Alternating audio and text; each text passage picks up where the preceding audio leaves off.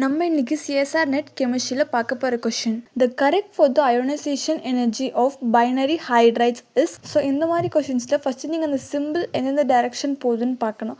அதுக்கு முன்னாடி அயோனைசேஷன் எனர்ஜினா என்னன்னு தெரிஞ்சிருக்கணும்.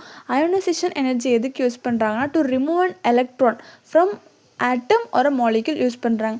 அதுவும் இல்லாமல் இந்த அயனைசேஷன் எனர்ஜி வந்து இந்த பைனரி ஹைப்ரிட்ஸில் எவ்வளோ ஃபேக்டர் அஃபெக்ட் ஆகுது இல்லை எவ்வளோ ஃபேக்டர் டிஃபர் ஆகுதுன்னு பார்த்தோன்னா, ஸோ இந்த எலக்ட்ரோநெகட்டிவிட்டி வந்து increases electronegativity increases ionization energy. Atomic சைஸ்க்கு smaller atoms with electron closer to nucleus tend to have higher அயோனைசேஷன் energy. ஹைப்ரிடைசேஷனுக்கு more stable hybrids have higher ionization energy.